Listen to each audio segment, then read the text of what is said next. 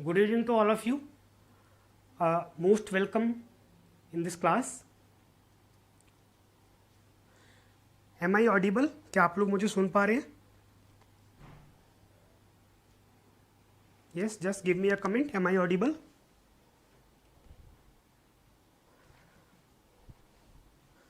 Okay, great.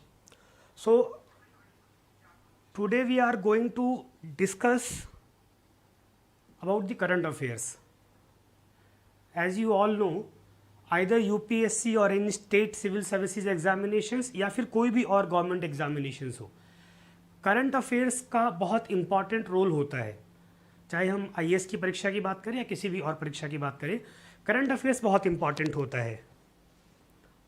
Okay, ठीक है. Hello Mayur, good evening Hitesh, welcome Aman, hello Radha, Aman, Radha, Ansari, welcome, hello Sanjeev, Shantilal.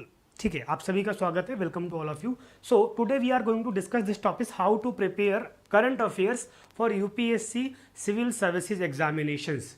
Obvious सी बात है, इसमें स्टेट PSC भी इंक्लूड है. ठीक है, कि यूनियन या स्टेट सिविल सर्विसेज एग्जामिनेशंस के लिए करंट अफेयर्स कैसे प्रिपेयर करें. सबसे पहले करंट अफेयर्स के इंपॉर्टेंस की बात करता हूं. अगर आप लोग 2010 के बाद के एग्जाम्स देखेंगे, कोई भी गवर्नमेंट एग्जामिनेशन हो जो कॉम्पिटिटिव एग्जाम हो, उसमें लगातार करंट अफेयर्स की भूमिका बढ़ती जा रही है. The number of current questions from current affairs is rising again and again later. अब मुद्दे की बात है कि क्वेश्चंस की भूमिका बढ़ रही है तो आपको प्रिपेयर भी करना पड़ेगा. इवन UPSC की अगर हम बात करें तो उसमें करंट अफेयर्स एक डिसीजन मेकर की भूमिका निभा रहा है. आपको अगर करंट अफेयर्स की अच्छी नॉलेज है तो आप किसी एग्जामिनेशन में इजीली कट ऑफ मार्क्स है उससे ऊपर जा सकते हैं या उससे नीचे रह सकते हैं. ठीक है, तो करंट अफेयर्स कैसे पढ़ना चाहिए, कौन कौन से चैलेंजेस है, उस पर भी हम लोग बात करेंगे. ठीक है, हमारा जो टॉपिक्स अभी डिस्कस करने वाले हैं हम अगले लगभग 40-45 मिनट या पौने घंटे की क्लास में, उसमें फर्स्ट ऑफ ऑल बहुत इंपॉर्टेंट क्लास है क्योंकि मैं करंट पर आपको आज एक बहुत कॉम्प्रीहेंसिव व्यू देने वाला हूं. सो एक रिक्वेस्ट मैं आप सभी से करूंगा, एक बार सभी जुड़ जाएं और स्टेबल हो जाएं और थोड़ा सा कोशिश करें पेन पेपर लेकर के बैठे. अभी एक प्रॉब्लम हो गई है, जनरली सब कुछ ऑनलाइन है तो हम लेक्चर्स तो सुन लेते हैं पर उस लेक्चर से जो कुछ भी हमको क्रक्स मिलता है वो हम भूल जाते हैं बहुत जल्दी. सो हम हम्बल रिक्वेस्ट कि पेन पेपर लेकर के बैठे. And the second thing is please share the video. इस लिंक को शेयर करें बाकी भी अपने फ्रेंड्स के साथ या ग्रुप्स में, जिसको भी जो तैयारी करें उनको करंट की ज़रूरत है. ठीक है, so we will start the class. अगले पौने घंटे हम इस क्लास में डिस्कस करने वाले हैं जो topics, you can see the topics here. What is current affairs. सबसे पहली बात, करंट अफेयर्स है क्या. क्या जो कुछ भी हमारे चारों तरफ हो रहा है वो करंट अफेयर्स है, कुछ भी नया है वो करंट अफेयर्स है क्या, और उसका एग्जाम में क्या रिलेवेंस है, तो इस पर हम लोग डिस्कस करेंगे. That what is current affairs, actual में ये किस बला का नाम है. ठीक है. The second thing is current affairs का यूज कहाँ कहाँ पर है. क्या ये केवल प्रीलिम्स के लिए बेनिफिशियल है, क्या ये केवल मेंस के लिए बेनिफिशियल है, या केवल इंटरव्यू के लिए, या इन सभी के लिए, या किसी एक दो के लिए, तो उसका यूज़ क्या क्या है और कहाँ कहाँ हमको ये बेनिफिट देने वाला है. ठीक है, इससे हमको इसकी इंपॉर्टेंस पता लगेगी. देन नेक्स्ट, पढ़े कहाँ से करंट अफेयर्स, क्या क्या हमारे सोर्सेज होने चाहिए. आप सबको बहुत सारे सोर्सेज पता होंगे और हर कोई बहुत सारे सोर्सेज बता रहा है. क्या सबको यूज़ करना है, किसको कितनी क्वांटिटी में यूज करना है, कहाँ से क्या चीज़ पढ़नी है. So we will discuss about this. Then time division for current affairs. मैं बार बार कहता रहा हूँ अपने क्लासेज में कि UPSC जैसे एग्जामिनेशंस के लिए स्ट्रेटजी बहुत ज़रूरी है, और जब आप स्ट्रेटजी बनाएंगे तो आपको करंट अफेयर्स के लिए भी स्ट्रेटजी बनानी पड़ेगी. तो कैसे कैसे इसको टाइम दे, कब पढ़ना चाहिए करंट अफेयर्स, पूरे साल पढ़ना है कि कुछ टाइम पढ़ना है, इस पर हम लोग बात करेंगे. Then the next topic is, and the very important topic in the perspective of current affairs, कि न्यूज़, व्यूज़, इन दोनों में क्या फ़र्क है. हम लोग अखबार पढ़ते हैं, मैगजीन पढ़ते हैं, उसमें हमको दोनों मिलता है, तो हमें किस पर फोकस करना है. What is the difference between news and views, and one other word, issues. What is issues. तो इन तीनों में क्या डिफरेंस है और इनमें क्या इंपॉर्टेंट है, इस पर हम लोग डिस्कस करेंगे. देन हम लोगों ने पढ़ना शुरू कर दिया है, हमने सोर्सेज पता कर लिए, उसके बाद अब नोट्स कैसे बनाएं करंट अफेयर से, ठीक है। तो उसकी बात करेंगे कि प्रॉपर वे क्या होना चाहिए करंट अफेयर्स के लिए नोट्स बनाने का। आफ्टर दैट रिवीजन बहुत ज़रूरी है, इस पर हम लोग बात करने वाले हैं कि कैसे रिवाइज करना, और इसी से जुड़ा हुआ एक टॉपिक है, ये दोनों लगभग अटैच्ड टॉपिक हैं कि रिवीजन करते हुए जो आपने करंट अफेयर्स का नोट्स बनाया है, इतनी पढ़ाई की है, उसको कैसे उसको एग्जीक्यूट करना, या how to employ that current affairs in your study, कैसे वो आपको बेनिफिट देगा फिर एग्जामिनेशंस के अंदर। तो इन सब पर हम लोग डिस्कस करने वाले हैं। Okay, welcome Rohan. ठीक है, am I clear to all of you? Am I clear to all of you? जो टॉपिक्स मैंने डिस्कस किए हैं अभी यहाँ तक क्लियर है सबको? देखिए रिएक्ट करेंगे तो मुझे लगेगा हाँ सामने बच्चे हैं, तो थोड़ा सा मेरे लिए आसानी हो जाती है। ओके ओके गुड, ठीक है। So let's start. The first thing is what is current affairs. Current affairs क्या है? सबसे इंपॉर्टेंट चीज़ कि एक्चुअल में जिसको हम करंट अफेयर्स कहते हैं वो है क्या। तो बहुत सिंपल इसकी जो डेफिनेशन होगी कि करंट अफेयर्स क्या है, अगर मैं बहुत बहुत सीधी एक लाइन में बताऊं, विच इम्पैक्ट ऑन अस, जो हम पर प्रभाव डाले, जो भी हमको प्रभावित करे। अब ऐसी कोई भी इवेंट, चाहे वो नेशनल हो, इंटरनेशनल हो, इवन वो बहुत रीजनल इवेंट भी हो सकता है, पर अगर उसका इम्पैक्ट नेशन वाइड है तो ऑब्वियस सी बात है वो इम्पॉर्टेंट हो जाता है। अब इसमें इम्पैक्ट ऑन अस, यहाँ अस का मतलब क्या है? तो आप जिस भी एग्जामिनेशन के लिए प्रिपेयर कर रहे हो, मान लीजिए आपको प्रिपेयर करना है किसी स्टेट सर्विसेज के लिए, तो आपको ऑब्वियस सी बात है उस स्टेट की इवेंट्स आपके लिए इंपॉर्टेंट होंगे। ठीक है, अगर आप प्रिपेयर कर रहे हैं यूपीएससी के लिए तो आपके लिए नेशनल चीज़ें भी इंपॉर्टेंट है और इंटरनेशनल भी इंपॉर्टेंट है। ठीक है, ऐसे ही अगर कोई और बहुत लोकल रीजनल एग्जाम है तो वहाँ पर फिर रीजनल डिटेल इंपॉर्टेंट होगी। ठीक है, सेम एज हो सकता है कि कोई इवेंट बहुत छोटा हो, एक किसी लोकल प्लेस पे हुआ हो, पर अगर वो बहुत कम टाइम में या अपने किसी कारण से वो नेशनली इम्पैक्ट करना शुरू कर दे। जैसे हम लोग देखते हैं कहीं पर कोई छोटी सी लिंचिंग की घटना होती है, ठीक है, और बाद में वही लिंचिंग की घटना इतनी ज़्यादा बड़ी हो जाती है कि प्रॉपर उस पर एक क्या नाम है पार्लियामेंट में डिबेट हो जाती है, स्टार्ट हो जाती है, तो ऑब्वियस सी बात है वो वहाँ पे इंपॉर्टेंट हो जाती है। ठीक है, तो कोई भी ऐसा इवेंट जो हमको इम्पैक्ट करे।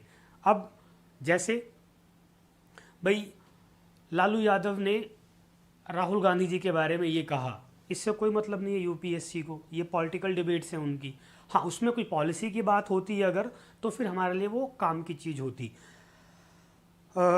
दिल्ली के अंदर इस कॉलोनी की वहाँ की स्ट्रीट लाइट ख़राब है, उत्तर प्रदेश के मिर्ज़ापुर के ज़िले में चौराहे पर एक रिक्शे वाले ने दूसरे रिक्शे वाले को मारा। अब ये बहुत नॉर्मल लॉ एंड ऑर्डर की सिचुएशंस है, ये करंट अफेयर्स नहीं है, ये पॉलिसी से जुड़ी हुई चीज़ें नहीं है, ये पूरे देश को इम्पैक्ट करने वाली चीज़ें नहीं हैं। तो आपको इस सब को नहीं पढ़ना है। इसके अलावा जो चीज़ें होंगी या जो ऐसी होंगी जो इन क्राइटेरियाज को पूरी करती हैं वो होंगी करंट अफेयर्स। ठीक है, am I clear? Okay okay, very good. ठीक है, तो current affairs means any event, कोई भी इवेंट ऐसा हो जो ब्रॉड लेवल पर मास को इम्पैक्ट करे या जो फिर हमारी पॉलिसीज़ को प्रभावित करे, पॉलिसी बनाने में जिसका कोई रोल हो अपना, दैट इज़ करंट अफेयर्स। ठीक है, हर चीज़, हर इवेंट, कोई भी छोटी भी घटना करंट अफेयर्स होगी ऐसा बिल्कुल नहीं है। तो जनरली आप लोग न्यूज़पेपर में देखते हैं कि जो सेकंड, थर्ड, फोर्थ पेज होता है वो सिटी के पेज होते हैं, उसमें वहाँ पर नाली ख़राब है, वहाँ पे इलेक्ट्रिसिटी के प्रॉब्लम है, ये छोटे छोटे इश्यूज होते हैं। They are not the current affairs and they are not relevant for any state exam और either UPSC, so you can leave them easily. आपको उनको बहुत ज़्यादा पढ़ने की ज़रूरत नहीं है। ठीक है, आगे इस पर हम डिस्कस करेंगे। तो आई थिंक यहाँ तक सबको क्लियर होगा that what is current affairs. Okay, very good. ठीक है, so the next thing is, ये पहला हो गया, इसको ध्यान रखिएगा कि कोई भी इवेंट करंट अफेयर्स नहीं होता है, जिसका अपना इम्पैक्ट हो वो करंट अफेयर्स होता है। Then the next thing is, अगली बात, यूज ऑफ करंट अफेयर्स। हमारे लिए इसका उपयोग कहाँ कहाँ पर है, या करंट अफेयर्स को क्यों पढ़ना। तो जनरली किसी भी एग्जामिनेशंस के 3 स्टेप्स हम लोग देखते हैं। पहला होता है प्री, देन होता है मेंस, अगर मैं सिविल्स की बात करूं तो, एंड देन होता है इंटरव्यू या पर्सनालिटी टेस्ट, इसको यूपीएससी कहता है एक्चुअल में। ठीक है, क्या करंट अफेयर्स किसी भी एक फेज के लिए इंपॉर्टेंट है? नहीं, करंट अफेयर्स इन सभी के लिए इंपॉर्टेंट है, आइदर प्रीलिम्स, आइदर मेंस और इंटरव्यू और पर्सनालिटी टेस्ट, करंट अफेयर्स सभी के लिए इंपॉर्टेंट है। और इससे बड़ी बात यह है कि जो आपके कोर सब्जेक्ट हैं, core subject means core subject यानी कि जो आपके जीएस के सब्जेक्ट हो गए, ठीक है, चाहे फिर वो प्रीलिम्स के हों या फिर मेंस के, history, geography, polity, economy etcetera, these are core subjects. ये सब भी बिना करंट के बेकार हैं। अगर आपको करंट डेवलपमेंट्स नहीं पता हैं, आपने बहुत अच्छा इतिहास पढ़ा हुआ है, आपका मॉडर्न हिस्ट्री पे बहुत पकड़ है, पर अभी हम देखते हैं कि मेंस के अंदर पोस्ट इंडिपेंडेंस से अच्छे क्वेश्चंस आ रहे हैं। अगर आपको सब्जेक्ट के नॉलेज नहीं है और करंट की नॉलेज है तो भी आप मात खाएंगे। अगर आपको सब्जेक्ट की बहुत अच्छी नॉलेज है और करंट की नॉलेज नहीं है तो नुकसान है।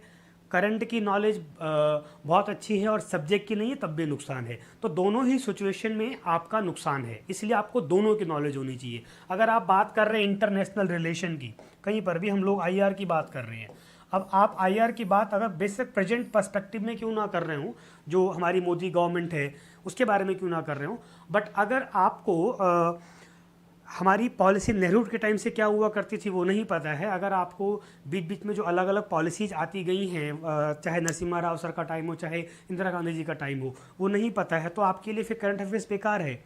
सेम एज अगर आपको सारी पॉलिसीज पता है बट आपको करंट अफेयर्स नहीं पता है तब भी आपके लिए वो बेकार है, क्योंकि आप दोनों को मैच नहीं कर पाएंगे, दोनों को करेक्ट नहीं कर पाएंगे। इसलिए करंट अफेयर्स इन सभी के लिए इंपॉर्टेंट है। इवन जो पर्सनैलिटी टेस्ट होता है, इंटरव्यू होता है, वहाँ पे इसकी भूमिका और ज़्यादा बढ़ जाती है, इस बात का ध्यान रखिएगा, ठीक है।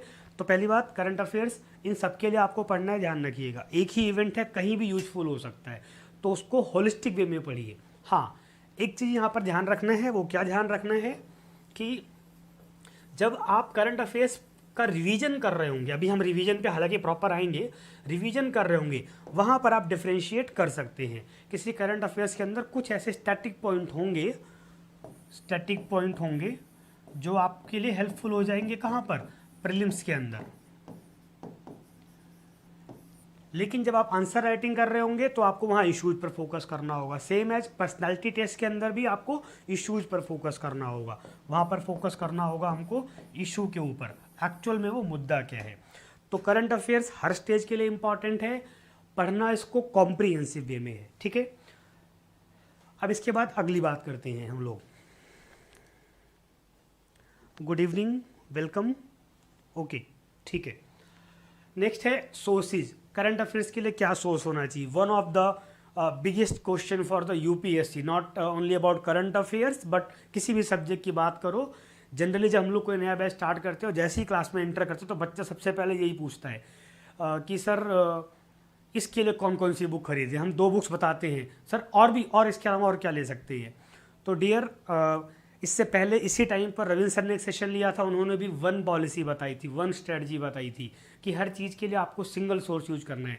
करंट अफेयर्स के लिए मैं कह रहा हूँ यहाँ पे भी हमको सिंगल सोर्स यूज करना है। थोड़ा सा चेंज करूँगा कि आपको स्टडी मटेरियल लिमिटेड यूज करना है, तो भी क्या क्या यूज करना है इस पर मैं बात करता हूँ ज़रा, ओके, ठीक है, ओके।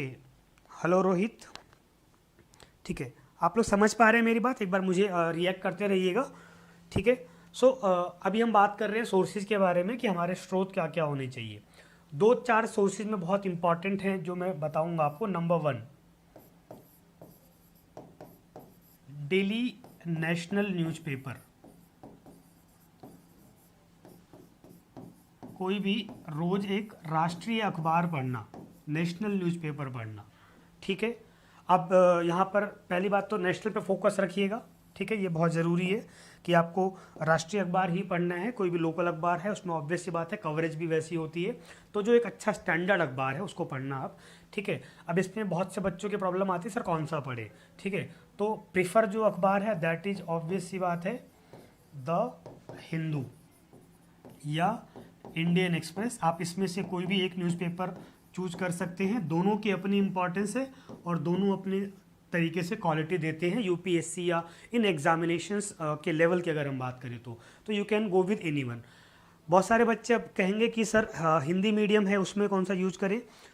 रोहित कुमार का क्वेश्चन है यूपीएससी 2021 के लिए कब से न्यू बैच स्टार्ट होगा। डियर रोहित, आपको बहुत जल्द इन्फॉर्म कर दिया जाएगा कि उसके लिए कब से नया बैच स्टार्ट हो रहा है। वैसे एक रिसेंटली एक बैच 6 जुलाई से स्टार्ट हो रहा है और वो बैच इक्वली इंपॉर्टेंट है 2020 और 21 के लिए, क्योंकि बहुत ज़्यादा डिफरेंस नहीं बचा है दोनों ही सालों में।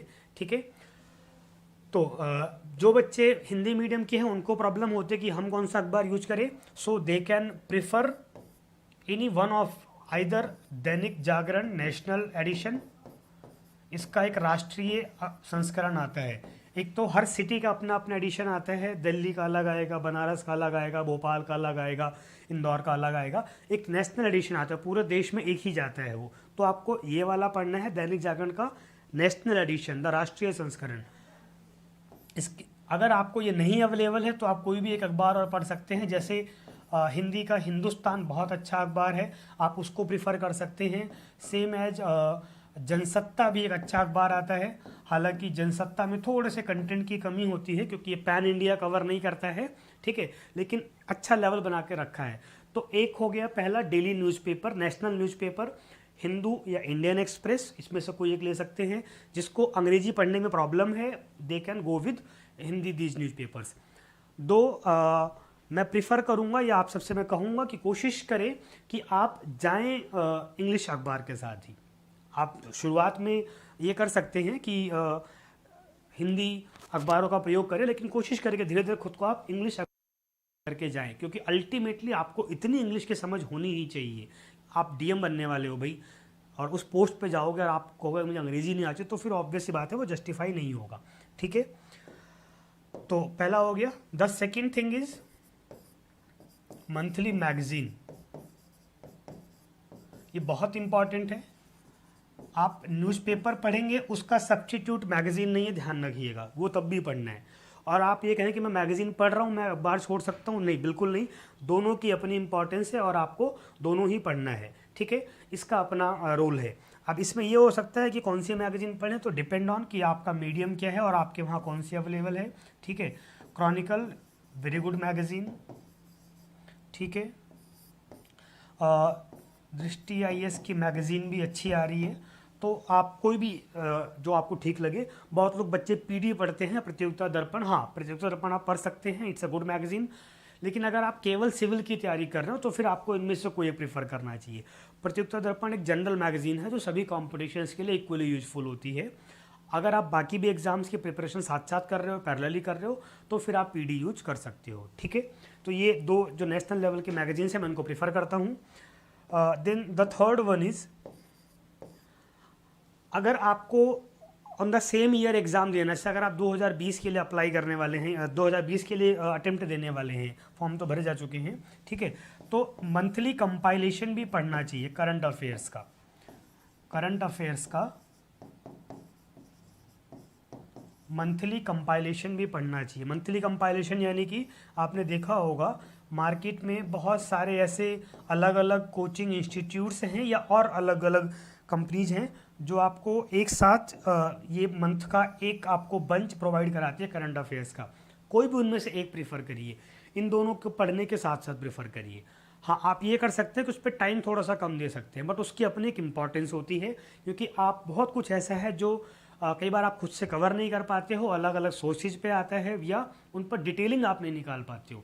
कोई खबर आपने अखबार में पढ़ा, मैगजीन में पढ़ा, पर और डिटेलिंग की ज़रूरत है, सो you can go with these compilations. ऐसे कुछ अलग अलग जो कंपाइलेशंस अवेलेबल हैं मार्केट में, जैसे विज़न आईएएस का कंपाइलेशन मार्केट में ईजिली आता है, ऑनलाइन भी अवेलेबल है, आप वो ले सकते हैं। इसी प्रकार same as there is Insight IAS, IAS Baba, you can going with any one of them. ठीक है, जो बहुत ज़्यादा बल्कि हो उसको मत लीजिए, बस इतना कोशिश करिएगा, क्योंकि बहुत ज़्यादा कंटेंट होगा तो फिर वो प्रॉब्लम करेगा आपके लिए। बहुत बल्कि चीज़ नहीं चाहिए। ठीक है, ये तीन चीज़ें हो गई, डेली न्यूज़पेपर, मंथली मैगजीन और मंथली कंपाइलेशन। इसके साथ में कुछ वैल्यू एडिड चीज़ें हैं जो आपको और ज़्यादा इन्हेंस करेंगी लैंग्वेज के लेवल पर, नॉलेज के लेवल पर और एनालिसिस के लेवल पर। ठीक है, तो वो क्या हो सकती हैं, आई एम गोइंग हेयर, ये हो सकती हैं। फोर्थ, ऑल इंडिया रेडियो, इस पर एक बार न्यूज़ आप लोग ज़रूर सुनिए। सुबह और शाम को न्यूज़ आता है, आधा घंटा का पूरा वो कवर करता है, और एक डिबेट भी आता है शाम को 8:30 बजे के आसपास। तो इस पर आप न्यूज़ सुने। अच्छी बात यह है कि हिंदी और इंग्लिश दोनों में अवेलेबल होता है, आपका मीडियम कुछ भी हो, डजन मैटर। तो इसको आप ज़रूर सुने, ऑल इंडिया रेडियो को, ठीक है। Fifth, follow some government websites. कुछ गवर्नमेंट वेबसाइट्स को फॉलो करिए। इसको आपको रेगुलर ये काम नहीं करना है, बीच बीच में जब भी कुछ ऐसा कोई बड़ा इशू आता है या आप किसी एक पर्टिकुलर सब्जेक्ट से गुजर रहे हो, उसको पढ़ रहे हो, तो फिर आप उन वेबसाइट्स पर जा सकते हैं या रेफरेंस के लिए जा सकते हैं। जैसे मिनिस्ट्री ऑफ एक्सटर्नल अफेयर्स की वेबसाइट है, ministry of environment and forest की वेबसाइट है, एग्रीकल्चर मिनिस्ट्री की वेबसाइट है। ये बहुत इंपॉर्टेंट वेबसाइट्स होती हैं, बहुत सारा वहाँ पे डेटा, बहुत सारी रिपोर्ट्स वहाँ पर होती हैं। तो आप बीच बीच में जब भी कोई ऐसी इंपॉर्टेंट चीज़ आए, वहाँ पर जा करके आप उसको ज़रूर पढ़ें, खुद से पढ़ें, उसका अपना एक बेनिफिट होता है। सेम एज राज्यसभा टीवी के बारे में आप सब ने सुना होगा, RS टीवी। इस पर कुछ डिबेट्स आती हैं जो बहुत स्टैंडर्ड लेवल की डिबेट्स होती हैं, ठीक है, उनको आपको सुनना चाहिए। ये डिबेट रोज़ सुनना है ऐसा नहीं है, ठीक है, वीक में 1-2 अच्छी डिबेट्स उस पर आती हैं, आपने उसको एक बार सुना, नोट्स बना लिया, देन दैट इज़ सफिशिएंट, ठीक है। और थोड़ा बहुत ऐसे ही कुछ गवर्नमेंट और पब्लिकेशंस हैं। एक मैगज़ीन आती है योजना मैगज़ीन, एक और मैगज़ीन आती है कुरुक्षेत्र मैगज़ीन। अभी मैं इसको रेगुलर लेकर के पढ़ने को बिल्कुल नहीं कहूँगा कि आपको ये मैगज़ीन हर महीने खरीदना है और पढ़ना है। इसका अच्छा आजकल जिस्ट या कंपाइलेशंस में ये मैगज़ीन का डिटेल आने लग गया है, तो भी कम से कम आप ये पता करें कि वो मैगज़ीन किस इशू पर है। हर मंथ ये मैगज़ीन आती है किसी भी एक मुद्दे के ऊपर, आप उस मैगज़ीन के बारे में पता करें कि ये किस मुद्दे पर है, और उसमें से कोई भी एक आर्टिकल और एडिटोरियल इतना ज़रूर पढ़ें, आपको क्रक्स मिल जाएगा उतने से ही कि बेसिकली ये मैगज़ीन इस मुद्दे पर क्या कहना चाह रही है। क्योंकि ये गवर्नमेंट मैगज़ीन्स होती हैं और इनमें जनरली जो गवर्नमेंट ऑफिसर्स होते हैं, ब्यूरोक्रेट्स होते हैं, रिसर्चर्स होते हैं, या स्टडी सेंटर्स के हेड होते हैं, उनके आर्टिकल्स होते हैं, प्रोफेसर्स के आर्टिकल्स होते हैं, तो उसकी अपनी एक इम्पॉर्टेंस होती है, ठीक है। लेकिन हाँ, सारा टाइम इस पर दे देना ऐसा बिल्कुल नहीं है। एक महीने में किसी एक ही मुद्दे पर मैगज़ीन आती है, आप उसमें से एडिटोरियल और कोई भी एक आर्टिकल अगर इतना भी निकाल लेंगे, आपका काम हो जाएगा। क्रॉनिकल, दृष्टि जैसी मैगज़ीन्स, इनका उन्होंने धीरे धीरे अभी क्रक्स देना भी शुरू किया है, या उसमें से जो इम्पॉर्टेंट आर्टिकल हैं उनको देना भी शुरू किया है। तो अगर वहाँ से हेल्प मिलता है तो फिर आपको इसको लीव आउट आप कर सकते हैं। तो ये कुछ चीज़ें हो गई करंट अफेयर्स के लिए, daily newspaper, monthly magazine, monthly compilation plus other material. Internet के उपयोग की बात बहुत सारे बच्चे पूछते हैं कि सर नेट का कितना यूज है। ओके, रोहित कुमार पूछ रहे हैं बीपीएससी के लिए मैगजीन। डियर देखिए, जो बेसिक मुद्दों पर मैगजीन है वो यही सारी मैगजीन्स होती हैं। हाँ, बीपीएससी के लिए आप वहाँ पे समसामयिकी या परीक्षा वाणी की कुछ मैगजीन्स आती हैं लोकल स्टेट्स के अंदर, आप वो ले सकते हैं, ठीक है। तो वो अपने आप में सफिशिएंट होता है, मैं उस पर बाद में आऊँगा अभी, ठीक है। तो इंटरनेट की बात मैं कर रहा था। बहुत से बच्चे डिपेंड होते हैं कि इंटरनेट की कितनी इंपॉर्टेंस है, सर कितना यूज करना चाहिए। केवल रेफरेंस के लिए उसका यूज करना, बस आप कोई मुद्दा पढ़ रहे हैं, अटक गए हैं, आपको लग रहा है कि जानकारी पूरी जानना बहुत ज़रूरी है, देन गो विद गूगल, वहाँ पे सर्फ करें और किसी भी ऑफिशियल वेबसाइट पर ही डेटा निकालें। आप विकीपीडिया से यूपीएससी की तैयारी नहीं कर सकते, ध्यान रखिएगा, ठीक है। तो कोई भी गवर्नमेंट वेबसाइट्स हो सकती हैं, जैसे एक वेबसाइट है इड्सा, ये डिफेंस और आईआर के क्षेत्र में बहुत इंपॉर्टेंट वेबसाइट है इड्सा, आप सर्च करेंगे आपको पता लग जाएगा। तो ऐसी कुछ वेबसाइट्स हैं, कुछ थिंक टैंक हैं, उनको आप प्रेफर कर सकते हैं। लेकिन नेट पे सर्फिंग में ये नहीं करना कि एक लिंक खोला, वहाँ पे कुछ आपने पढ़ा और इंटरेस्ट आया, दूसरा लिंक खोला, तीसरा खोला, आपका पर्पस बेकार हो जाता है। तो जब भी नेट पे जाएं तो क्या सर्च करने के लिए जा रहे हैं इतना सोच करके जाएं, उतना सर्च करें and then come back. Otherwise आप 2 घंटा भी सर्फिंग करते रहोगे, वो भी कम लगेगा आपको। ओके, सो यहाँ हमने सोर्सेज की बात की। If you have any confusion you can write down in the things in the comment box. Okay, state PSC के लिए अलग अलग बच्चे पूछ रहे हैं, बीपीएससी के लिए पूछ रहे हैं, झारखंड पब्लिक सर्विस कमीशन के लिए पूछ रहे हैं। बच्चों, स्टेट सर्विसेज के लिए मैं फिर से बता रहा हूँ, जनरली क्या होता है कि अलग अलग स्टेट्स के अंदर कुछ लोकल मैगजीन्स भी चलती हैं जो कॉम्पिटिटिव एग्जामिनेशंस के लिए आती हैं। यूपी, बिहार, इस सब में परीक्षा वाली बहुत फेमस है। इसी प्रकार मध्य प्रदेश में पुणेकर की आती है, तो वो आप लोग देख लें। दूसरा जो एक इम्पॉर्टेंट चीज़ इसमें आप कर सकते हैं स्टेट सर्विसेज के लिए करंट अफेयर्स के बारे में, उसके लिए आप फिर रेगुलर किसी मैगज़ीन पे ना जाएं, नॉर्मली तो यही मैगज़ीन पढ़ते रहें। जब एग्ज़ाम होता है, जब भी प्रीलिम्स एग्ज़ाम आएगा, मेंस एग्ज़ाम आएगा इन सर्विसेज का, स्टेट सर्विसेज का, तो जनरली बड़े जितने भी ये जो पब्लिशर्स हैं वो उसके लिए स्पेशल इशू या स्पेशल एडिशन निकालती हैं, जिसको हम विशेषांक कहते हैं। तो फिर आप उसको पढ़ लेंगे तो वो आपका काम कर देता है, ठीक है। बाकी आपके वहाँ का जो न्यूज़पेपर है वो बहुत ज़रूरी है, न्यूज़पेपर पर पढ़ते रहिएगा आप। ये अखबार भी पढ़ेंगे तो इन सभी न्यूज़पेपर्स के अंदर जिस भी स्टेट में आप रह रहे हैं तो वहाँ की खबरें भी अलग से दी होती हैं, उसको आप थोड़ा सा फोकस कर लीजिएगा, काम हो जाएगा। साथ ही उस स्टेट की, पर्टिकुलर स्टेट की जो गवर्नमेंट वेबसाइट्स होती हैं, स्पेशली जो वहाँ की स्टेट गवर्नमेंट की वेबसाइट है, उस पर भी काफ़ी जानकारियाँ आपको मिल जाती हैं, जो बेसिक स्टैटिक्स चाहिए होता है। और स्टेट के अंदर बहुत ज़्यादा IR इससे क्वेश्चन आता है ऐसा नहीं होता, तो उसके लिए परेशान होने की बहुत ज़्यादा ज़रूरत नहीं है। Okay, good evening and welcome to all of you new students. NCERT books पढ़ना ज़रूरी है या वीडियो से भी कंप्लीट कर सकते हैं, ये बाद में बताऊंगा रोहित, मैं पहले अपने मुद्दे पे रहूँगा, ठीक है। नेक्स्ट, कितना टाइम दिया जाए करंट अफेयर्स को पढ़ने के लिए? तो सबसे पहली बात ध्यान ये रखना है कि करंट अफेयर्स आपको रोज़ पढ़ना है, यस, रेगुलर, ठीक है। आपका न्यूज़पेपर है, आप उसको डेली पढ़िए। अगर आपने उसको कहा कि नहीं मैं इसको हफ्ते में एक बार पढ़ूंगा, महीने में एक बार पढ़ूंगा, या कटिंग करके रख ली है, कोई फ़ायदा नहीं है, उससे अच्छा फिर आप मत रख, छोड़ दीजिए उसको, ठीक है। बट एक कटिंग कभी भी काम नहीं आती है। कोशिश करें आप उसको डेली बेसिस पे पढ़ें, और जब आप उसको पढ़ रहे हो तो वहीं से कुछ नोट्स बनाएं। अभी हम नोट्स पर आएंगे तो और डिस्कस करूंगा मैं, ठीक है। बट करंट अफेयर्स आपको डेली पढ़ना है। ऐसे ही जो मंथली मैगजीन आएगी वो भी आप एक दिन में नहीं पढ़ सकते हो, एक महीने की एक मैगजीन आती है, आपको वो भी रोज़ पढ़ना होगा। अगर आप डेली 1 घंटा अखबार पे देंगे और बाकी 1 घंटा अदर मटेरियल्स के ऊपर, आपका करंट बहुत अच्छे से प्रिपेयर होगा, ठीक है। तो रेगुलर पढ़ना है, एक बात, कम से कम भी 2 घंटे आपको रोज़ देने हैं, डेली बेसिस पे देना है, ठीक है। इसको आप डिवाइड कर सकते हैं। न्यूज़पेपर सबसे इम्पॉर्टेंट है, ये आपको ऑब्वियस सी बात है रोज़ 1 घंटा पढ़ना होगा। बहुत से बच्चों को मैंने देखा है, प्रॉब्लम होती है कि वो 3-3 घंटा न्यूज़पेपर में लगा देते हैं। स्टार्टिंग में ऐसा होता है, गलती उनकी नहीं है, क्योंकि उनको पता नहीं होता कि अखबार में पढ़ना क्या है। So what to read in the newspaper, इस पर हम एक स्पेशल अलग वीडियो बनाएंगे, ठीक है।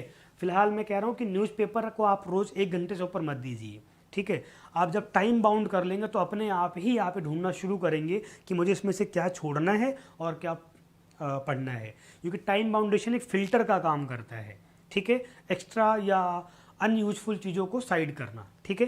तो एक न्यूज़पेपर पढ़ना है आपको, और बाकी 1 घंटे के अंदर इसमें आपका मैगजीन्स हो गया प्लस अदर मटेरियल हो गया, ठीक है। ये जो मैंने डिबेट्स वगैरह अलग अलग बताई थी, उस सब को लेकर के आप रोजाना उसको कर सकते हैं। तो इतना अगर आप रोज़ देंगे that is more than sufficient, ठीक है। इतना ज़रूर देना है, ध्यान रखिएगा, ये कटिंग वटिंग वाला फार्मूला काम करता नहीं है, ठीक है। तो एक तो ये ध्यान रखिएगा। And the second thing is, इसको फिर वीकली रिवाइज करने का प्रैक्टिस करिएगा। कैसे करेंगे बताऊंगा मैं भी नेक्स्ट वीडियो के अंदर। Then difference between news, views and issues, क्या फ़र्क है? कोई मुझे बताएगा न्यूज़, व्यूज़ और इश्यूज में क्या फ़र्क है? रोहित कुमार का क्वेश्चन है, हिस्ट्री ऑप्शनल के लिए भी बताएं कुछ। डियर रोहित, एक बात मैं कहूँगा, डोंट टेक इज अदरवाइज, जब जो चीज़ बताई जा रही है तब उसका बेनिफिट लेना सीखो, ठीक है। बी लिव इन प्रेजेंट, अगर अभी हम करंट अफेयर्स पे डिस्कस कर रहे हैं तो उसका बेनिफिट लो, ठीक है। करंट की क्लास में ऑप्शनल की क्लास में करंट, इससे आपको कहीं बेनिफिट नहीं मिलने वाला है, ठीक है। ये भी एक खुद को मैनेज करने का तरीका है, ठीक है। हम लोग डिस्कस करते हैं अलग से ऑप्शनल की स्ट्रेटजी क्या होनी चाहिए, जीएस कैसे बनना चाहिए, एसेट्रा एसेट्रा के ऊपर, ठीक है। So we are talking here about the news, views and issues. Anyone tell what is the difference between these 3 words? इन 3 शब्दों में क्या फ़र्क है? न्यूज़ यानी कि समाचार हो गया, व्यूज़ यानी कि विचार हो गया, और इशूज यानी कि मुद्दा, ठीक है। क्या फ़र्क है इन तीनों में? ठीक है। तो सबसे पहली बात, अगर हम न्यूज़ की बात करें, कोई भी इवेंट या इंसिडेंट वो अपने आप में एक न्यूज़ है। कुछ भी हुआ है वो एक घटना है। प्रधानमंत्री या रक्षा मंत्री राजनाथ सिंह 4 दिन की रूस की यात्रा पर गए, ये अपने आप में एक न्यूज़ है, ये समाचार है, ये एक घटना हुई है, आपको उसकी जानकारी दी गई है, ये एक न्यूज़ है, ठीक है। भारत ने फला टीम को फला रन से क्रिकेट मैच में हराया, ये एक नॉर्मल न्यूज़ है, ठीक है। तो ये न्यूज़ हो गया, इसको आपको पढ़ना है। अब न्यूज़ के अंदर जैसे एग्जाम्पल हम ले लेते हैं, पीएम मोदी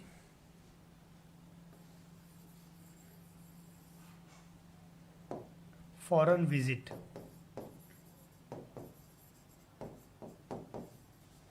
ये अपने आप में एक समाचार हो गया। पीएम मोदी किसी भी देश में अगर यात्रा करने गए हैं, ठीक है। अब इसके अंदर ये हो गई न्यूज़ आपकी, ठीक है, दिस इज द न्यूज़। इसमें व्यूज़ क्या आएगा, तो व्यूज़ इसके अंदर सेम क्या आ जाएगा, वहाँ पर जाकर के उन्होंने जो जो चीज़ें जो जो समझौते किए, जो जो उन्होंने वहाँ पर घोषणाएं की, उसको लेकर के जो अलग अलग एक्सपर्ट होंगे, डिफेंस एक्सपर्ट होंगे या जो हमारे फॉरेन अफेयर्स एक्सपर्ट होंगे, पूर्व राजदूत होते हैं, वो लोग अपने आर्टिकल्स लिखते हैं, ठीक है, आर्टिकल्स देते हैं, स्टेटमेंट्स देते हैं, ये हो जाएगा व्यूज़, ठीक है। ये समाचार हो गया कि प्रधानमंत्री मोदी किसी एक देश की यात्रा पर गए, ठीक है। उसके ऊपर अलग अलग एक्सपर्ट हो गए, न्यूज़पेपर के जो एडिटर्स होते हैं, कोई भी XYZ, उसने कोई बात लिखी, कोई स्टेटमेंट दिया, ये उसका व्यूज़ हो गया। अखबारों के अंदर जो एडिटोरियल पेज होता है, जो बड़े आर्टिकल्स होते हैं, वो उस पर व्यूज़ होते हैं, ठीक है। And the third thing is that is issues. तो अब ये इशूज़ क्या होता है, ठीक है, ये न्यूज़ है, ये व्यूज़ है, इसमें इशू क्या होगा, इशू क्या हो गया, जिस भी कंट्री में गए हैं, मान लीजिए कि वो रशिया के अंदर गए, ठीक है, तो इंडो रशिया रिलेशन, ये हमारा इशू हो गया है। अब वहाँ पर उन्होंने क्या बात की, कैसे कैसे समझौते किए, कोई डिफेंस डील हुई है या कोई और किसी ऑर्गेनाइजेशनल की डील हुई हो, ऐसा कुछ भी हो, वो अपने आप में एक इशू हो गया है। उस डील के पीछे क्या कारण था भाई, अगर उन्होंने मान लीजिए S-400 में अभी डील चल रही है हमारी S-400 वेपन लेने की, तो क्या कारण है कि हम उस वेपन को इतना चाह रहे हैं, 3 साल से डील हुई पड़ी है वो, और स्पीडली उसको चाहते हैं, उसका इम्पैक्ट क्या क्या होगा, हमारे लिए क्या इम्पैक्ट होगा, और कंट्री जो हमारे पड़ोसी देश हैं उनका क्या उस पर रिएक्शन होगा, एसेट्रा एसेट्रा। तो ये अपने आप में प्रॉपर एक इशू हो गया है। तो आपको जनरली न्यूज़ पढ़ने को मिलता है, ये न्यूज़ आती है नॉर्मली अखबारों के अंदर, और न्यूज़ आने के लगातार कई दिनों बाद तक उस पर व्यूज़ आते रहते हैं, और आपको इन दोनों को पढ़कर फिर इशू समझना होता है। आपको न्यूज़ और व्यूज़ में डिफरेंस करना सीखना होगा। सबके व्यू अलग अलग हो सकते हैं। मोदी ने मिस्टर मोदी ने या प्रधानमंत्री ने कोई भी कदम उठाया है, कोई भी स्कीम लॉन्च की है, कोई उसके सपोर्ट में हो सकता है, कोई उसके विरोध में हो सकता है। आपको दोनों को पढ़ना है, और आपको कोई मतलब भी नहीं है दोनों से, सपोर्ट में कि विरोध में है, आपको एक्चुअल में स्कीम को समझना है। न्यूज़ और व्यूज़ से आप वो समझोगे, और फिर आपको इशूज़ पे फोकस करना है कि एक्चुअल में मुद्दा क्या है वो, ठीक है, इस डील से हम हमारे देश को क्या फ़ायदा है, बेनिफिशियल है कि नहीं है, ठीक है। तो ये ध्यान रखना है, ये फ़र्क जिस दिन करना आप सीख जाएंगे, आपका करंट अफेयर्स बहुत अच्छे से तैयार होता चला जाएगा। And not only for the prelims, आपका सभी सभी क्या नाम है स्टेप्स के लिए, प्रीलिम्स, मेंस, इंटरव्यू, आपका करंट बहुत शानदार तैयार होगा। And I am damn sure कि अगर आप इस तरीके से तैयार करते हैं जहाँ पर आपका फोकस इशू पर होता है, तो ऑब्वियस सी बात है कि आप उसका बेनिफिट मेंस में और भी ज़्यादा ले पाएंगे। ये दोनों आपको प्रीलिम्स के अंदर ही बेनिफिट देंगे, पर मेंस में जो पेपर 3 है, पेपर 2 है, वो सीधा सीधा जुड़ा हुआ करंट अफेयर से, ठीक है। Any question on the point? Okay okay, issue, main things, very good, exactly. Then the next thing is how to make notes. अब मुद्दे की बात है कि भैया हमने सोर्स डिसाइड कर लिया है, हमने रोज़ 2 घंटे तय कर लिए पढ़ना है, सुबह इस टाइम से इस टाइम तक, ठीक है। हमने हिंदू लगवा लिए, मैगजीन लगवा लिए, न्यूज़ समझ गए क्या होता है, व्यूज़ समझ गए क्या होता है, इश्यूज समझ गए क्या होता है, नोट्स कैसे बनाएं उसका सबसे बड़ी समस्या, कंपाइल कैसे करें उसको, ठीक है। तो 2 तरीके हैं नोट्स बनाने के। नोट्स बनाना बहुत ज़रूरी है। आप हर चीज़ को याद नहीं रख सकते हो। आपने जो चीज़ अब से 6 महीने पहले पढ़ी थी, ऑब्वियस सी बात आप उसको 1 हफ्ते भी याद नहीं रख पाओगे, तो 6 महीने बाद तो बिल्कुल ही पॉसिबल नहीं है, ठीक है। तो नोट्स बनाना बहुत ज़रूरी है। अब नोट्स बनाने का तो 2 तरीका इसका हो सकता है, ये आपके अपने अपने कंफर्ट जोन के ऊपर है। दोनों ही तरीके अपनी जगह प्रॉपर यूजफुल हैं। It's on you that which you prefer, ठीक है। सबसे पहला तरीका कौन सा हो सकता है? ऑनलाइन नोट्स, और दूसरा ऑफलाइन नोट्स। ठीक है। करंट अफेयर्स का ऑनलाइन नोट्स बनाना, ये काम जीएस में बिल्कुल नहीं करना है, ध्यान रखिएगा, सिर्फ करंट का पर्सपेक्टिव से बात कर रहा हूँ मैं। करंट अफेयर्स का ऑनलाइन नोट्स बनाना है, अगर आप कंफर्ट हो और अगर आप टेक फ्रेंडली हो तो ठीक है। तो आपने देखा है कि बहुत सारे नोट्स बनाने के लिए अलग अलग ऐप्स आती हैं, चाहे वो एवर नोट हो या कीप नोट है, वन नोट है, बहुत सारे ऐसे ऐप्स हैं जो फ्री ऐप्स हैं, ठीक है। आप वहाँ क्या कर सकते हैं, कैटेगरी वाइज डिवाइड करना, ठीक है, कैटेगरीज डिवाइड करना, जो हमारी मेजर कैटेगरीज हैं अलग अलग, ठीक है। जैसे पॉलिटी रिलेटेड इश्यूज एक तरफ हो गया, एनवायरनमेंट जो मेजर कैटेगरीज होती हैं, एनवायरनमेंट एक तरफ हो गया, ठीक है, आईआर एक तरफ हो गया, डिफेंस एक तरफ हो गया, गवर्नमेंट स्कीम्स अलग हो सकती हैं, इसी तरीके से इसी तरह साइंस एंड टेक है, वो अपने आप में एक अलग इशू है, और कुछ कुछ आपको इसमें हिस्टोरिकल इवेंट्स वगैरह भी मिल जाएंगे, ठीक है। तो ऐसी कैटेगरीज बनाना, अलग अलग वहाँ फोल्डर्स बनाना बाकायदा, ठीक है, और फिर लगातार उसमें अपडेट करते चले जाना। आज आपने अखबार पढ़ा, आपने अखबार के अंदर कोई भी ऐसी चीज़ पढ़ी, ठीक है, जो आपको लगता है कि करंट के पर्सपेक्टिव से इम्पॉर्टेंट है, देन उसको क्रक्स जो भी आपको समझ में आ रहा है उसको उस फोल्डर में जा कर के, उस टॉपिक के कैटेगरी के फोल्डर में जा कर के वहीं पर उसको नोट डाउन कर देना, ठीक है। तो एक तरीका ये है। दूसरा तरीका क्या हो सकता है, ऑफलाइन नोट्स बनाना। तो उसमें आपको इसके लिए एक नोटबुक या डायरी मेंटेन करनी होगी,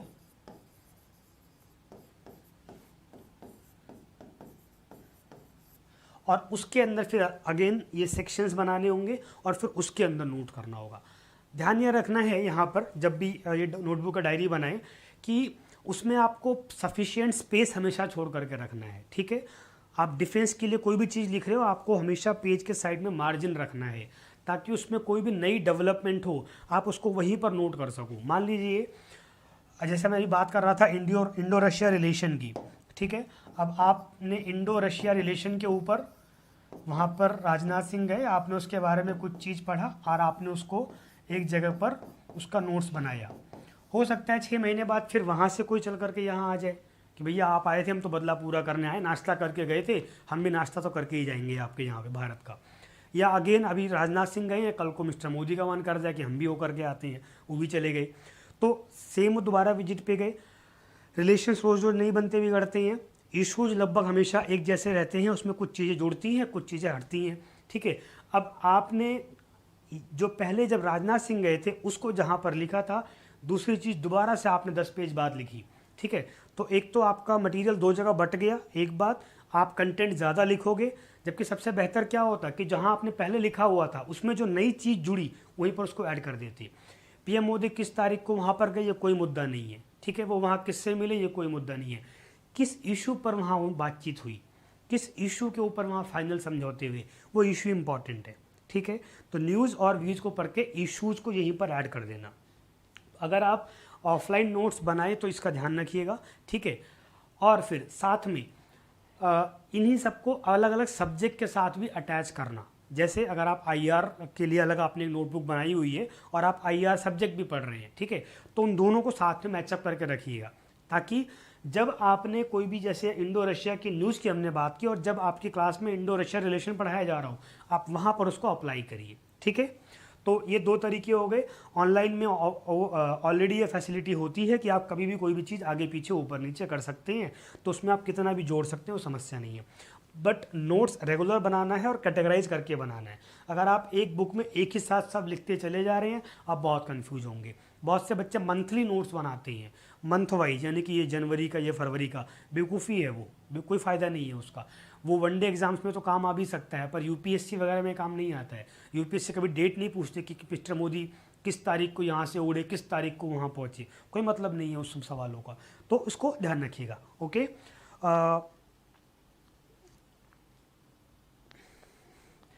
Okay, I find a great question in my comment box from Samrat Shanu.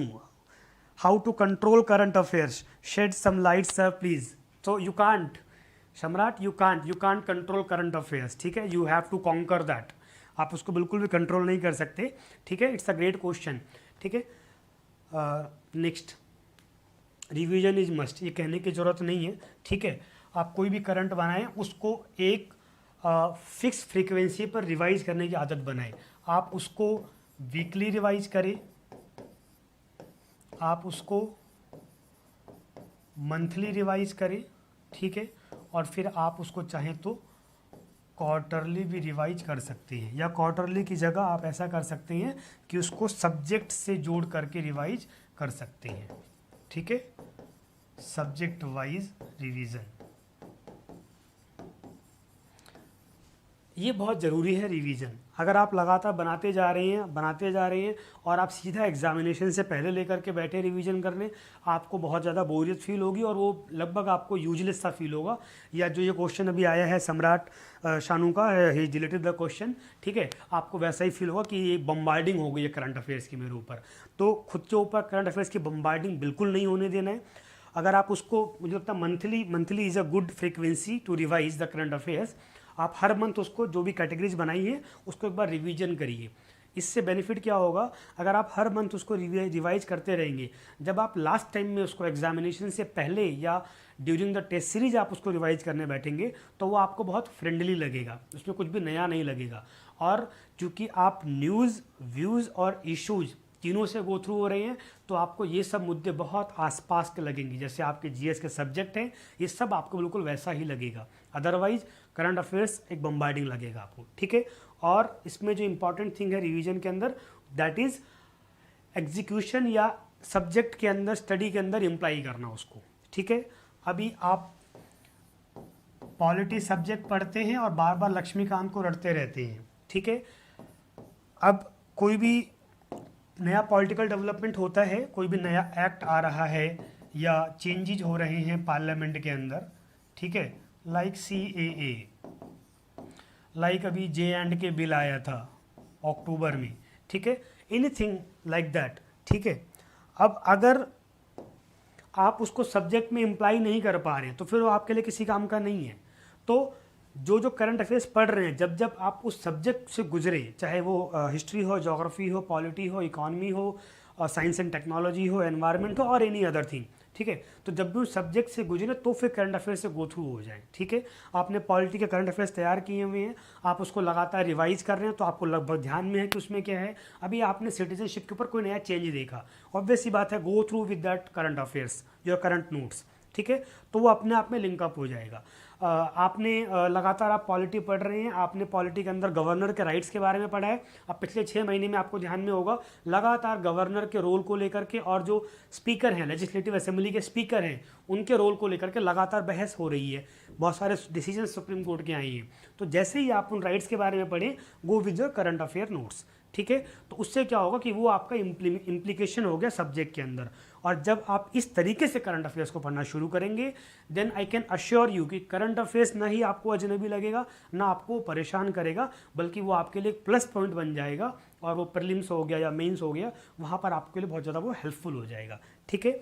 Second thing, हम लोग टेस्ट सीरीज से गो थ्रू होते हैं, तो जब भी टेस्ट सीरीज दे, एक तो बहुत से बच्चे टेस्ट सीरीज देते नहीं है, उसको देना चाहिए, उसमें मुझे अलग से बताने की ज़रूरत नहीं है, that is must. Test series के अंदर क्वेश्चंस होते हैं सफिशिएंट मात्रा में करंट अफेयर्स के, ठीक है, और फिर उसका एक्सप्लेनेशन आप लोग देखते हैं। इन एक्सप्लेनेशंस को बार बार पढ़ें और वहाँ पर जो भी इशू आ रहा हो करंट अफेयर्स का, again go through your notes, current affairs notes, ठीक है।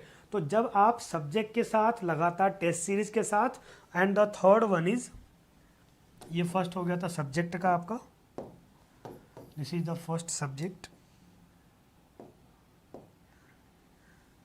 Okay, second is test series and third one is current affairs को अपने आंसर राइटिंग का पार्ट बना लीजिए। आप साइंस एंड टेक्नोलॉजी के ऊपर कोई भी चीज़, कोई आंसर राइट कर रहे हैं, आपको डेटाज पता है बहुत सारे, आप उसको अप्लाई करिए वहाँ पर, ठीक है। आप पॉलिटी पे कोई आंसर राइटिंग कर रहे हैं, आपको कोई सुप्रीम कोर्ट के वर्डिक्ट के बारे में पता है, सुप्रीम कोर्ट के निर्णय के बारे में पता है, आप उसको अप्लाई करिए वहाँ पर। आप एनवायरनमेंट के बारे में पढ़ रहे हैं, आपने कोर्ट्स के डिसीजन सुने हैं, अलग अलग कमेटीज़ की रिपोर्ट पढ़ी है, अप्लाई देम, ठीक है। वरना कोई मतलब नहीं है नोट्स बनाने का, इतना सारा कुछ करने का, अगर आप उसको अप्लाई नहीं कर पा रहे हैं, ठीक है। तो आंसर राइटिंग का पार्ट बनाइए करंट अफेयर्स के डेटाज को, करंट अफेयर्स के जो इश्यूज हैं उनको। इससे दो चीज़ें होंगी, एक आपका करंट रिवाइज हो रहा है एंड सेकंड थिंग आपका जो आंसर राइटिंग है वो वैल्यू एडिड वाला हो जाएगा। और एक बार अगर आपकी आंसर राइटिंग में वैल्यू एडिशन होता है देन ऑब्वियस सी बात है मार्क्स देते टाइम जब इवेल्युएटर जो होगा वो भी आप मार्क्स में अपनी वैल्यू बढ़ाएगा, ऐड करेगा, ठीक है। सो ये तीन तरीके हैं जिसके थ्रू आप जो करंट अफेयर्स है उसको एग्जीक्यूट करिए और इम्प्लाई करिए, ठीक है। सो यहाँ हमने बात की, मैं एक बार आपको ध्यान दिलाता हूँ कि हम लोगों ने किन किन चीज़ों पर भी डिस्कस किया है, ठीक है। And then we will go for the further. Current affairs क्या है, उसका यूज किस किस एग्जाम में कितना है, उसके सोर्सेज क्या क्या होने चाहिए, करंट अफेयर्स के लिए कितना टाइम हमको डिवोट करना चाहिए, न्यूज़ व्यूज़ और इश्यूज में क्या डिफरेंस है और किसकी इंपॉर्टेंस ज़्यादा है, नोट्स कैसे बनाना चाहिए करंट अफेयर्स के, रिवीजन इज मस्ट और करंट अफेयर्स का एग्जीक्यूशन। तो ये जो 5-6 चीज़ें हैं इस पर हम लोगों ने अभी डिस्कशन किया है, बहुत इंपॉर्टेंट चीज़ें हमने की हैं। And again I am saying अगर आप इस पर्सपेक्टिव से और एक प्रॉपर स्ट्रेटजी बनाकर करंट अफेयर्स को रेगुलर साल भर पढ़ते रहते हैं तो ना ही करंट अफेयर्स आपके लिए बोझ बनेगा, ना ही उसकी बम्बार्डिंग होगी और ना ही आपको एग्जामिनेशन हॉल में लगेगा कि ये चीज़ तो मैंने हाँ पढ़ी तो थी, सुनी तो थी, मालूम नहीं है, ठीक है। और इसके अलावा जो बहुत सारे बच्चे, मैंने बहुत सारे क्वेश्चंस देखे तो सर प्रीलिम्स हो जाता है, मेंस नहीं होता है, क्या करें। कारण यही है क्योंकि आप करंट अफेयर्स को इम्प्लाई नहीं कर पाते हैं। अगर आपने ये इम्प्लाई करना शुरू किया आई कैन अश्योर यू कि आप इजीली 150 प्लस मार्क्स लेकर के आना शुरू करेंगे किसी भी पेपर के अंदर। और अगर आप इतना करते हैं तो ऑब्वियस सी बात है आपका सिलेक्शन श्योर शॉट हो जाता है, ठीक है। So thank you very much to all of you, लगातार इस तरीके से बने रहिए।